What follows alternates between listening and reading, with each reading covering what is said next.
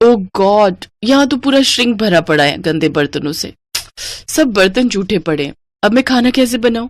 ये मेरी देवरानी दिव्या भी ना एक नंबर की आलसी है। सुबह जब शीला बर्तन धोकर जाती है तब तो सबके लिए नाश्ता बना लेती है, लेकिन जब शाम को यहाँ बर्तनों का पहाड़ इकट्ठा होता है तो वो महारानी अपने कमरे में चूहे की तरह डूबकर बैठ जाती है। अभी बताती हूँ मैं इसे। दिव्या, अरे ओ दिव्या, कहाँ है? क्या हुआ जेठानी जी? मुझे बिग बॉस देखना है। अरे मुझे यहाँ सबके लिए रात का खाना बनाना है, लेकिन यहाँ तो बर्तनों का ढेर लगा हुआ है और तू महारानी है कि जिसे अपना बिग बॉस देखना है। चल पहले जल्दी से सारे बर्तन धो। हैं? क्या मैं बर्तन धो? ना बाबा ना, मैंने आज ही मैनिक्योर करवाया है, फिर उसके पैसे वेस्ट चले जाएंगे। ये तो तेरा हर हफ्ते का बहाना है। जब जानती है कि घर के कामकाज में खराब होना है तो क्यों बेकार पैसे फूंक कर आती है। चल अब बर्तन धो, मुझे खाना बनाने में देर हो रही है। एक बार कह दिया ना नहीं धोऊंगी, आप धो लो, मैं खाना बना लेती हूँ। इसी तरह दोनों एक दूसरे पर बर्तन धोने का काम टाले जा रही थी। उधर बाहर डाइनिंग टेबल पर बैठे घर वाले खाने का वेट कर रहे थे। हे राम, खाना कहाँ रह गया? मेरे पेट में तो चूहे कूद रहे हैं, लेकिन ये रसोई से आवाज कैसी आ रही है? माँ लगता है दोनों फिर से शुरू हो गई। धत तेरी की, फिर तो मिल गया हमें आज भी खाना। अनुज बेटा ऐसा कर, तू बाहर से ही खाना मंगवा ले। एक दिन इन दोनों बिल्लियों की लड़ाई में भूख के मारे ही मैं परलोक न सिधार जाऊं। हाँ भी ऑर्डर कर देता हूँ माँ, वैसे भी हमारे पास और चारा भी क्या है। उधर दोनों अभी भी बहस ही किए जा रही थी। ठीक है, फिर नहीं धोने ना तुझे बर्तन तो मैं भी कोई खाना वाना नहीं बनाने वाली। रहो सब भूखे आज। अरे भूखे क्यों रहेंगे? कल रोहन जी ने खाना ऑर्डर किया था, आज अनुज भैया को बोलो, वो ऑर्डर कर देंगे। दोनों ये बोलने बाहर आती ही है कि तभी अनुज कहता है, कर दिया ऑर्डर। हम जानते हैं तुमसे खाना नहीं बनेगा। तुम दोनों से मिलकर खाना और बर्तन धोने तक का काम भी नहीं होता क्या? मुझे तो आप कुछ ना ही बोलो जेठ जी तो बेहतर रहेगा। मैंने सुबह का खाना और दोपहर का खाना बनाकर अपना काम पूरा कर लिया था। सिर्फ रोटियां सेकने को दोपहर का खाना बनाना नहीं कहते। हाँ, अब जो भी हो, काम तो हुआ था ना। बस करो, दोनों रिकॉर्डर की तरह शुरू होती हो तो बजती ही रहती हो। कुछ देर बाद डिलीवरी बॉय खाना ले आता है।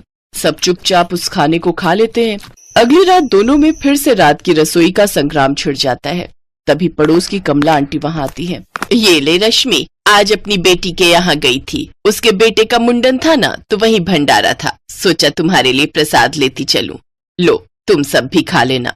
अरे वाह, फिर तो आज रात की रसोई बनानी नहीं पड़ेगी और ना वो बर्तन धोने पड़ेंगे। रश्मि ये देखकर खुश हो जाती है।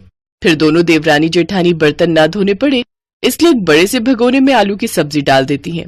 एक कटोरे में हलवा और बड़ी सी परात में पूरियां परोस देती हैं। फिर सबको उसी में एक साथ खाने को कहती हैं। तुम पागल हो गई हो क्या? सब इसमें एक साथ कैसे खाएंगे? चल तो दिव्या, जरा इन्हें खाकर तो दिखा। दोनों पूरियां तोड़कर सब्जी में डुबोती हैं, खाने लगती हैं। उन्हें ऐसा करते देख सबको उन पर गुस्सा तो आ रहा था, लेकिन वो खाने के अलावा उनके पास और कोई चारा नहीं था। वो रात तो जैसे तैसे कट गई, लेकिन अगली शाम फिर वही कहानी छिड़ गई। देख, कल तो कमला आंटी भंडारा दे गई थी, लेकिन आज तो तुझे बर्तन धोने ही पड़ेंगे।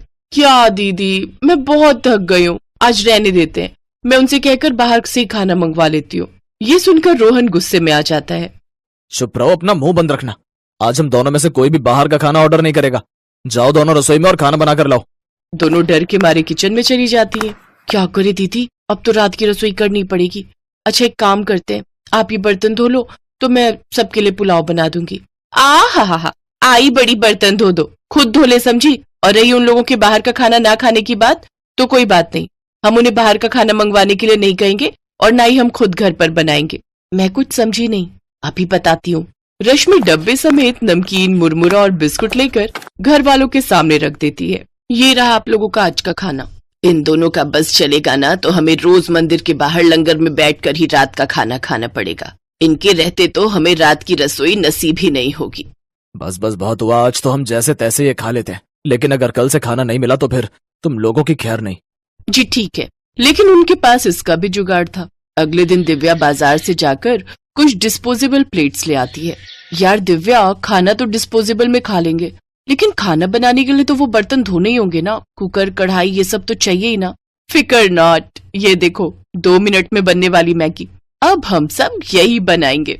दोनों फिर से काम चोरी दिखाती हैं और नूडल्स बनाकर डिस्पोजेबल में डालकर दे देती हैं। ये देख तीनों अपना माथा पकड़कर बैठ जाते हैं। लेकिन अगले दिन सास ने दोनों बहुओं को सबक सिखाने का फैसला किया। अगली शाम रसोई से बर्तन धोने की आवाज आती है। दीदी, अभी तो हम रसोई में गए भी नहीं, फिर ये बर्तन धोने की आवाज कहाँ से आ रही है? चलो देखते हैं। दोनों अंदर जाकर देखती हैं तो अनुज बर्तन मांज रहा होता है, रोहन धो रहा होता है और बूढ़ी सास पार्वती खाना बनाने लगती है।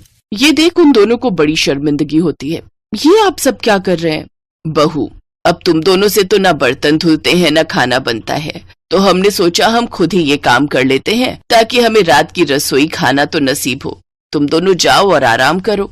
नहीं माँ जी, हमें माफ कर दीजिए, हमारी रहते आपको ये सब काम करना पड़ रहा है। हाँ माँ जी, हमसे भूल हो गई, हमें अपनी गलती का एहसास हो चुका है। अब से आपको कभी शिकायत का मौका नहीं देंगे।